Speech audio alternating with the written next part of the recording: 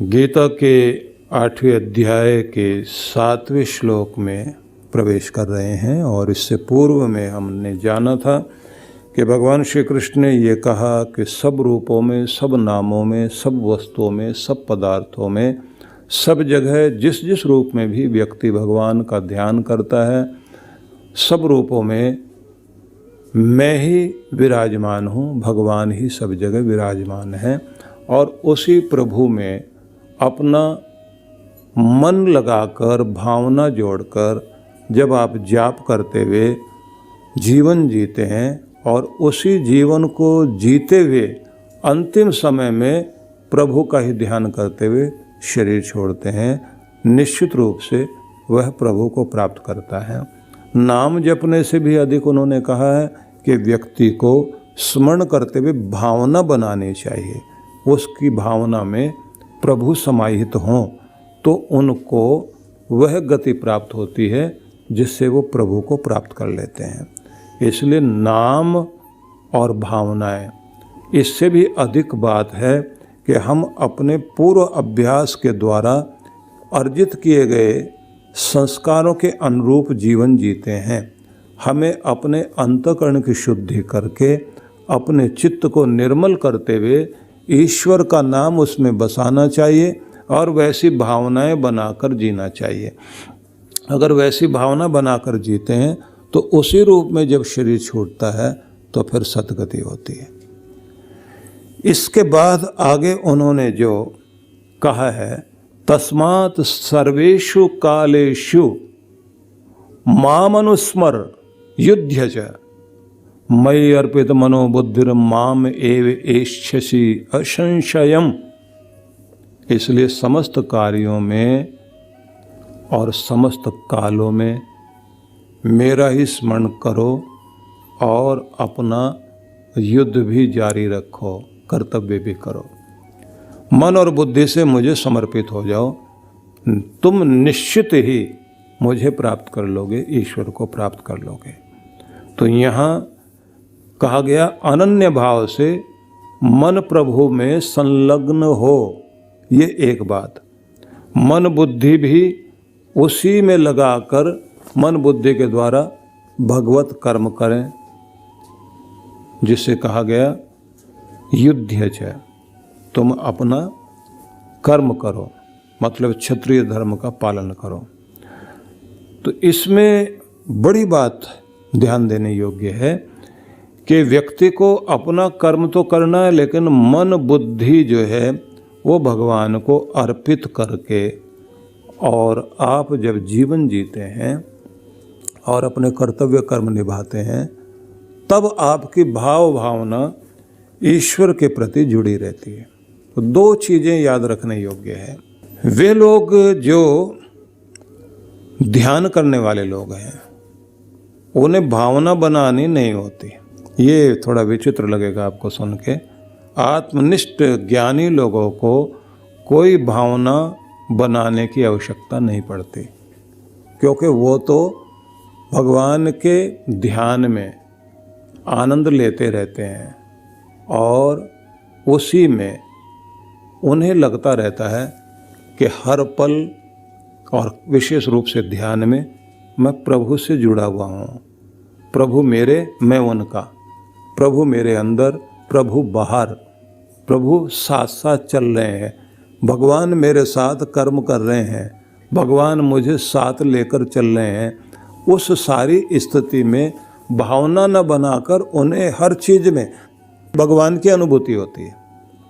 और जिस समय ध्यान में बैठेंगे तो ध्यान में बैठते ही, क्योंकि विचार और भावनाएं ये तो बाहर ले जाने वाली चीज़ें हैं, इन सबसे अलग हटकर वह परमात्मा में संयुक्त रहता है, जुड़ा रहता है। तो ऐसे व्यक्ति को शरीर छोड़ते समय कोई भावना बनाने की आवश्यकता भी नहीं पड़ेगी, उसकी मुक्ति अपने आप होगी। इसलिए योग के द्वारा कहा जाता है कि व्यक्ति अपने आप को मुक्त कर लेता है। तो पुराने लोगों ने सबसे ज़्यादा इस बात को ध्यान दिया कि तप के द्वारा हम अपने पिछले पापों को जलाने की चेष्टा करें हम लोग सभी, और करते भी हैं लोग। तो ये तप करने जाते हैं तो उसमें क्या होता, व्रत, अनुष्ठान, उपवास और यज्ञ कर्म, ये सब करते करते व्यक्ति फिर तप के उस रूप में आ जाता है जहाँ अंतःशुद्धि पर जोर दिया जाता है। अंतःशुद्धि कैसे की जाती है, तो उसके लिए अभ्यास बनाए जाते हैं कि पहले तो मन पर पकड़ मजबूत करें। तो उसके लिए क्या करते हैं कि आप अपने 2 चीज़ों को विशेष रूप से ध्यान दें। वैसे तो साधक लोग कहते हैं जनेंद्रिय और जिह्वेंद्रिय दोनों का संयम सबसे बड़ा होता है। तो सबसे पहले तो कहते हैं स्वाद को जीतो। स्वाद जो है वो आपके कंट्रोल में होना चाहिए। जीभ के सामने स्वाद वाली चीज़ लेकर आओ और तुरंत जो है जीभ जो है उसमें पानी आने लग जाता है और व्यक्ति ज़्यादा देर तक रुक नहीं पाता। तो जो 5 तरह के त्राटक किए जाते हैं साधना में जो है एक नियम होता है कि 5 तरह के त्राटक कराए जाते हैं। वो 5 तरह के जो त्राटक हैं उसमें आपके मन की एकाग्रता बनती है, क्योंकि आप जो है आपकी सारी ऊर्जा 5 रास्तों से बहती है। हर दिन आपके अंदर की एनर्जी जो है वो आँख के जरिए, कान के जरिए, आपके सुगंध लेते हैं आप नाक से, उसके जरिए संसार से जुड़ी रहती है और ऊर्जा उधर की तरफ जाती रहती है। तो जब आपको स्वयं को एकाग्र करना आ जाता है तो उस समय मन आपके काबू में आ गया। तो ये मन एक ऐसा कमाल का नौकर, ऐसा सेवक है। अगर ये आपका नौकर बन गया तो ये आपको बहुत आनंदित करता है, दुनिया भर के काम आपके करेगा। लेकिन जहाँ ये अच्छा नौकर है वहीं ये बुरा मालिक भी है। बुरा मालिक तब है जब ये आपको नौकर बना ले और खुद मालिक बन के बैठ जाए। और ये करता है ऐसे ही है। ज़्यादातर 98% लोगों का ये मालिक बन के बैठा है। इसलिए जो मनी राम है ये बड़ा ही कमाल का मालिक बन के आदमी का ऐसा बुरा मालिक बन जाता है, खूब नाच नचाता है। स्वामी राम तीर्थ का ऐसा उदाहरण मिलता है। आनंद स्वामी जी ने अपने प्रवचनों में लिखा कि वो लाहौर में रहते थे, उस समय हिंदुस्तान पाकिस्तान एक था। तो यहाँ दिल्ली में सत्संग करने आए थे, यहाँ किसी ने जलेबियाँ खिलाई उनको। 7 दिन कथा चली थी उनकी। तो 7 दिन में ऐसी आदत पड़ गई, गरम गरम जलेबियाँ और दूध या रबड़ी साथ देते थे। तो महाराज को चाट लग गई, उसकी स्वाद लग गया। तो लाहौर में जाने के बाद उन्होंने वहाँ जलेबियाँ मंगाई तो बोले वो स्वाद नहीं है भाई। और फिर एक दिन बैठे बैठे याद आया कि चलो जलेबी खाने चलते हैं। अब देखिए वहाँ से चले, लाहौर से चले और दिल्ली में पहुँचे वापस। और दिल्ली में आए तो जब स्टेशन से वो उतर कर चल रहे थे तो उनके नाक में जलेबी की सुगंध आने लग गई। तो चांदनी चौक जाने वाले पुरानी दिल्ली स्टेशन पर उतरे और वहाँ से उनको तांगा किया उन्होंने। उस समय तांगे चलते थे, तांगे में बैठे और उनको खुशबू आ रही। आंखें बंद करें, भगवान तो ध्यान आए नहीं, जलेबियों की खुशबू आए, गरम गरम जलेबी। और वो सेक करके थोड़ी थोड़ी जो है पिंक कलर की हो रही होगी, सिकाई करने के बाद रस में से बाहर निकाल के जब सुखाई भी होगी, गरम गरम होगी, दोने में डाल के देगा वो। अब ऐसे सोचते सोचते वो जा रहे हैं। और जहाँ तक तांगा गया तो वहाँ से उन्होंने पैदल जाना था। और जहाँ वो जलेबियाँ मिलती थी वो जलेबी नहीं तो जलेबाई था, बड़ी वाली। अब जैसे वहाँ पहुँचे हैं तो ऐसे भीड़ है, भीड़ में से चलते चलते पहुँचे, देखा दुकान बंद। और जब दुकान पर एक पेपर चिपका देखा कि हमारे घर के बुजुर्ग की मौत हो गई, 15 दिनों तक दुकान बंद रहेगी। और पहले ही दिन वो बंद हुई थी, मतलब एक ही दिन हुआ था बंद हुए। अब क्या करें, वो बड़ा दुख हुआ। इधर उधर देखें, सब पूछे महात्मा जी क्या हुआ, बोले भैया बहुत बुरा हुआ। अब बताएं भी नहीं कि हुआ क्या। उसके बाद समझ में आया कि एक चीज कैसी गुलामी कराती है आदमी से और उसको खींचकर वहां तक लेकर आ गई। यही तो वासना कहलाती ना। स्वाद की वासना हो, सुगंध की वासना हो, जितनी भी तरह की हैं वो आपको खींचकर वहीं लेकर आएंगे। हर आदमी बंधा हुआ है, बस वो दिखाते चले जाओ। जैसे वो गधे को गाजर दिखाते रहते हैं और वो चलता रहता है, जिधर मोड़ना है बस गाजर दिखाओ, वो गाजर के चक्कर में चलेगा। आदमी भी ऐसे गधा बनता है। ये शब्द मुझे थोड़ा कठोर प्रयोग करना पड़ रहा है कि हम लोग भी मूर्ख बनते हैं और बनाने वाले हमारी सारी वही चीज़ें, वो मनोवृत्तियाँ, वो हमें उधर की तरफ खींच कर ले जाते हैं। साधक जो है तपस्या करते हुए अपनी इन मनोवृत्तियों पर काबू पाता है। यह कहते हैं भावना जगाओ। अब भावना जगाने का तरीका क्या है? बोले साकार सगुण उपासना करते करते भगवान के, उसके भजन में रहो, उसके जाप में रहो, उसका स्मरण करते हुए उसका आनंद लेते रहो और उसके प्रति इतना प्रेम हो जाए कि आपको और चीज़ें आकर्षित ना करें। और उसी भाव में आप अगर जीवन के अंतिम क्षणों में प्राण छोड़ते हैं तो कहते हैं वो भावना भी आपकी गति कराती है। इसलिए पिछले वाले श्लोक में, छठे श्लोक में जब भगवान श्री कृष्ण ने ये कहा यम यम वापि स्मरण भावम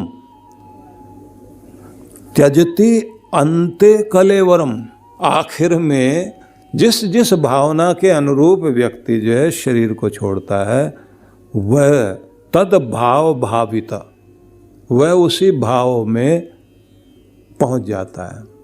मतलब अगर उसकी भावना संसार में रही है तो फिर वहीं आएगा, और अगर परमात्मा में रही है तो परमात्मा में जाएगा। तो इसलिए क्या करना चाहिए? बोले दोनों व्यक्तियों को, सगुण उपासक है या निर्गुण निराकार का उपासक है, शुरुआत में अपने अनन्य भावना से भगवान से जुड़ने की चेष्टा करनी चाहिए। अब ये अनन्य भाव क्या है? दूसरा कोई और भाव नहीं हो मन में। मन बुद्धि जो है भगवान के लिए कर्म करने में लगाओ, और भावना जो है वो भगवान के जाप पाठ में। तो कार्य संसार के करते रहिए। जो ये कहा गया है माम अनुस्मरण युध्य च, मेरा स्मरण, माम अनुस्मर, मुझे तुम स्मरण करो, ध्यान करो, जाप करो, याद करो। अब ये भी एक शब्द बड़ा कमाल का है। उन्होंने ये नहीं कहा भी तुम जाप करना, उन्होंने कहा याद करना। अब ये विचारणीय चीज है कि आप स्मरण करें। जाप करना एक अलग चीज हो गई। जाप में भी अगर स्मृति भगवान की है तो जाप आपका सफल है, और अगर जाप तो चल रहा है आपका लेकिन स्मृति भगवान की नहीं है तो फिर ये ध्यान रख लीजिए कि आपका जाप आपका कल्याण नहीं करेगा। इसलिए स्मरण जरूरी है, याद बनी रहे उसकी याद बनी रहे। उसको स्मरण करते हुए, मतलब उसकी याद करते हुए, उसका नाम जपते जपते आपको उसकी स्मृति बनी रहे, प्रभु का ध्यान बना रहे। आप देखते हैं कि छोटे बच्चे को माँ याद आती है, उसको थोड़ी देर के लिए कोई घुमाने के लिए बाहर ले गया तो फिर उसको माँ का ध्यान आया, आंख में आंसू आ गए, और फिर जो है वो जाप उस समय करता है। आंख में आंसू, स्मृति माँ की, और उसे लगता है मैं इतनी दूर आ गया अपने घर से और माँ कहाँ है, तो फिर वो माँ बोलता है। अब वो जो माँ बोलेगा उस समय, उसका वो जाप देखिए, उसमें जो है माँ को पुकार रहा है। वो जाप भी कैसा है? जहाँ पुकार है, आह्वान करना, भगवान का आह्वान करना, भगवान को पुकारना, माँ तुम कहाँ हो। अब माँ कहते कहते माँ माँ माँ माँ, अब वो उधर की तरफ जाना चाहता है तो सबको दौड़कर ले जाना पड़ता है माँ के पास, क्योंकि वहीं जाएगा तो वहाँ उसको शांति मिलेगी। तो ऐसे स्मरण करते हुए, स्मरण में याद भगवान की और मुंह से नाम निकले, तो इसी को कहा जाता है माम अनुस्मर युद्ध च, और अपने कर्तव्य कर्म करो। यहाँ युद्ध करने के लिए कहा तो ये एक अर्थ तो ये हो गया कि भगवान श्री कृष्ण अर्जुन को ये कहते हैं कि तुम मेरा स्मरण करते, मतलब भगवान को, ईश्वर को स्मरण करते करते अपना युद्ध करो, तो तुम्हारा ये कर्म जो है वो भी तुम्हें मुक्ति दिलवाएगा, इससे भी तुम्हारा कल्याण ही होने वाला है। लेकिन युद्ध तो थोड़े समय के लिए है, 17-18 दिन का युद्ध था, तो बाकी टाइम में फिर क्या करे, फिर भी युद्ध करे क्या? तो यहाँ आके जब समस्या आती है ना, तो उसी समय के लिए बोला, और बाकी हम लोग भी सब जो है गदा वदा उठाएं। इसका अर्थ हुआ कि व्यक्ति को अंध तमस भरी वृत्तियों से लगातार ही युद्ध करते रहना पड़ता है। हर रोज अपने आप को उन सब से जो नेगेटिविटी है, नकारात्मकता है, उससे अपने आप को रोज ही बचाना पड़ता है, रोज ही आपको युद्ध करना पड़ता है और रोज ही जीतना पड़ता है। तो उसके लिए कहा गया है भगवान का स्मरण रहे और आप हर दिन अपनी नेगेटिविटी से, नकारात्मकता से युद्ध करते हुए अपने आप को प्रभु से जोड़े रखो। मतलब कुछ भी कर्म करोगे तो उस कर्म के करने का परिणाम क्या होगा, कुछ न कुछ तो नेगेटिविटी आती है अंदर। उस नकारात्मकता को आपने हटाते हुए जीना है। ये बड़ी महत्वपूर्ण बात है कि आपने उस नकारात्मकता को हटाते हुए जीना। और देखिए, सबको करना पड़ता है कि आप जो भी कुछ काम कर रहे हैं, काम करते करते आपके अंदर निराशा भी आएगी, खुशी भी आएगी, दुख भी कभी कभी होता है, और कभी कभी जो है भय भी लगता है, चिंता लगती है। इस सब को आपका मन बार बार कोशिश कर रहा होता है कि फिर से अपने आप को बैलेंस में करना, लेकिन फिर भी कुछ ऐसे घाव रह जाते हैं अंदर कि काम करते करते भी डर दिमाग में रहता है, और जैसे ध्यान वहाँ चला जाता है तो फिर काम करने में मन नहीं लगता।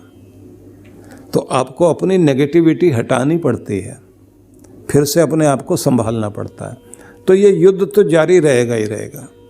आपको जो जीवन भर अपने आप को सुरक्षित तो करते रहना पड़ेगा और अपनी शक्तियों को बढ़ाते रहना भी पड़ेगा। तो इसलिए कहा कि ये युद्ध जीवन भर चलेगा। अभी एक और बात है कि भगवान कह रहे हैं मन और बुद्धि को मुझे अर्पित करते हुए कर्म करो। इस पर भी विचार करेंगे, लेकिन उससे पहले ये भी जरा सोच लीजिए, तस्मात् सर्वेषु कालेषु, सभी समय में। तो इसका मतलब क्या हुआ? सवेरे और शाम भगवान को याद कर लें, बाकी समय छोड़ दें। हर समय मेरी स्मृति बनी रहे।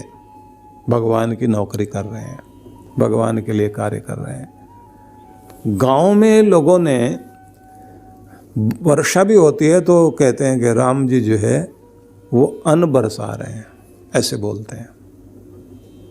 और अगर कुछ गलत हो रहा हो तो क्या बोलते हैं, न जाने राम जी की क्या मर्जी है, बहुत कोप में है भगवान। तो उनको बादल, आंधी, तूफान भी दिखाई दे रहा है, तब भी यही कहेंगे पता नहीं भगवान की क्या मर्जी है, विकराल रूप दिखा रहे हैं भगवान। तो हर चीज़ में उन्होंने भगवान के साथ अपने को जोड़ रखा।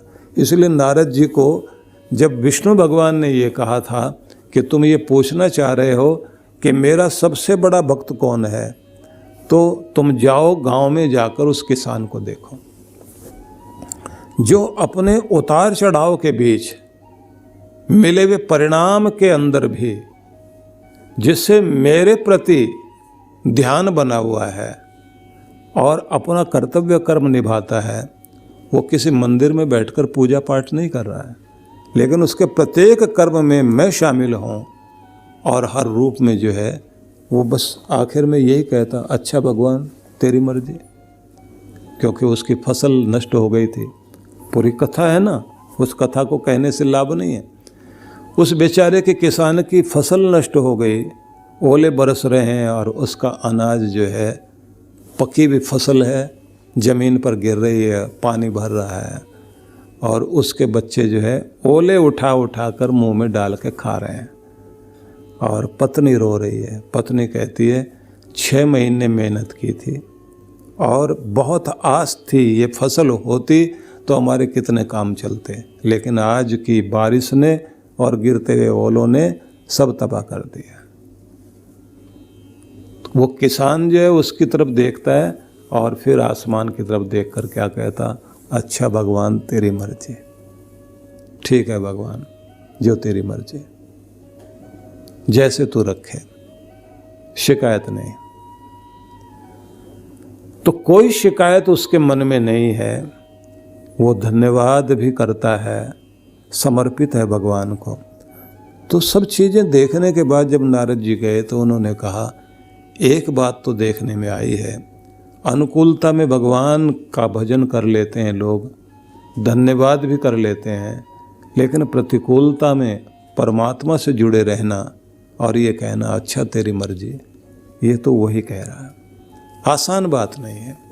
इसलिए मैं निवेदन करना चाहता हूँ कि अपना कर्तव्य कर्म करते हुए जो व्यक्ति अंधकार की शक्तियों के विरुद्ध अपना युद्ध जारी रखता है और अपने क्रिया कर्म में भी ये कहता है कि मेरे किसी कर्म से अगर भगवान पूजा करने में कोई त्रुटि हुई हो, जाप में कोई दोष हुआ हो, उस सब को तो क्षमा करना और मेरी त्रुटियां दूर करना। यस्य स्मृत्या च नमोक्त्या तपो यज्ञा क्रियादिषु न्यूनम संपूर्णताम याति सद्यो वंदे तमच्युतम। मैं उस अच्युत अखंड स्वरूप भगवान का ध्यान करता हूँ, जिनका नाम जपने से तप यज्ञ और सभी पवित्र क्रियाएं वो जो की गई उनकी त्रुटियां भी दूर हो जाती हैं। कि उसका नाम स्मरण किया तो मेरे कर्मकांड में, मेरे पूजा पाठ में अगर कोई गलती भी हो गई है तो उस गलती को भी वो दूर करेगा, क्योंकि मेरा उद्देश्य तो इन क्रियाओं के द्वारा अखंड परमात्मा से ही जुड़ने का है, यही मेरा उद्देश्य है। और सच में आपके बोलने में त्रुटि हो सकती है, तोतले ढंग से भी बच्चा बोलता है, माँ बाप को प्यारा लगता है। तो बोलना आपका त्रुटिपूर्ण हो सकता है, लेकिन भावना प्रेम वाली होनी चाहिए। जैसे बच्चा तुतला कर भी जब बोलता है तो उसके अंदर जो प्रेम होता है वो प्रेम माता पिता को प्रभावित करता है। इसलिए जिस भी रूप में हो भगवान का भजन करें। हाँ, एक बात जरूर ध्यान रख लीजिए कि ये एक वो चिंतन धारा है जिसके आधार पर भारत में हिंदू समाज में एक बड़ा विचार, एक सिद्धांत जन्म लेकर कार्य कर रहा है कि हमारे यहाँ ये कहा जाता है एक जन्म नहीं अनेक जन्म है। दूसरा, अंतिम समय की हमारी भाव भावना हमारी गति का कारण बनती है। तो ये गीता में है, ऐसा नहीं है गीता में ये आया, लेकिन उससे पहले, क्योंकि गीता जो है उपनिषदों का ही रूप है या उनका सार कहिए तो भी, तो छांदोग्य उपनिषद में आप देखेंगे और प्रश्नोपनिषद में देखें तो इस बात को वहाँ दर्शाया गया है। 10,000 साल से भी पुराने हैं हमारे उपनिषद, कुछ लोग तो उनको लाखों साल पुराना कहते हैं। गीता को पृथ्वी पर आए हुए 5,000 वर्ष से कुछ अधिक वर्ष हुए हैं, 5,221 वर्ष के लगभग हुए हैं। तो आप समझिए कि छांदोग्य उपनिषद में, प्रश्नोपनिषद में, वहाँ पर अंतिम क्षण में परमात्मा का भाव ला करके मुक्ति प्राप्त करें, अपनी गति प्राप्त करें, ऐसा समझाया गया है। लेकिन ये तभी संभव होता है जब व्यक्ति पूरी जिंदगी भगवान की भक्ति में, उसके भावना में जुड़ा रहा हो, तभी ये बात बनती है।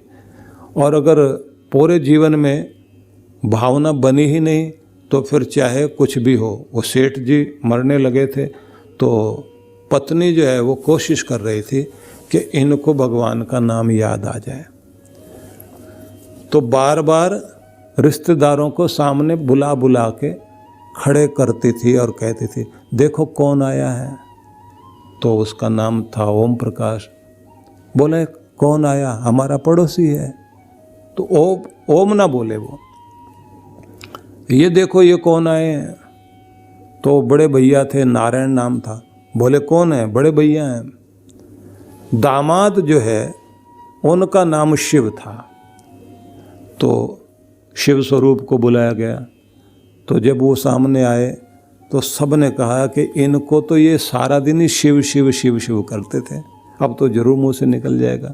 तो जैसे ही वो सामने आए और इनके आंखें जो हैं वो बार बार खोलें और बंद हो, तो सब ने जो है टांगे पकड़कर हिलाई और कहा, देखो देखो लाला जी कौन आया है। बोले हमारे दामाद है। और कौन है? शिव निकला ही नहीं मुंह से। और अगर निकल भी जाता तो भी भावना क्या होती? दामाद की, भगवान की भावना नहीं हो सकती थी। और अगर भावना आपकी है, मुंह से नाम निकले न निकले, भावना आपके अंदर है, उसके अनुसार आपकी गति होती है। इसलिए ये ध्यान रखने वाली बात है, जो भाव है वही सबसे बड़ी चीज़ है। इसलिए छठे श्लोक में जब कहा वो बड़ा विचारणीय है, सदा तद भाव भावितः। उस भाव में भावित होकर, संलग्न होकर जो व्यक्ति शरीर छोड़ रहा है, और यहाँ कहा गया तस्मात् सर्वेषु कालेषु मामनुस्मर युध्यच। इसलिए सब समय में मेरा स्मरण करते हुए और अपना कर्तव्य निभाते हुए अपने जीवन को व्यतीत करना चाहिए। ये नहीं कहा कि तुम युद्ध करते हुए मुझे स्मरण करते हुए मर जाओ। ये कहा है कि मुझे याद करते हुए, अपना कर्तव्य करते हुए जीवन जियो और मन बुद्धि को मुझे अर्पित करते हुए कर्म करो, तब निश्चित रूप से तुम्हारा कल्याण होगा, तुम मुझे ही प्राप्त होगे। लेकिन इस बात का ये भी अर्थ हुआ कि इस रूप में जब शरीर भी छूटता है और भावना भगवान की रहती है तो व्यक्ति प्रभु को प्राप्त करता है। तो ये 3 श्लोक बड़े ही अद्भुत हैं और इनको हमें ध्यान में रखना चाहिए। आगे जब हम लोग अगले श्लोक में चलेंगे, 8वें श्लोक में, तो वहाँ और भी अद्भुत बात कही गई है, तो उसको अगले क्रम में हम लोग सुनेंगे। ओम शांति शांति शांति ओम।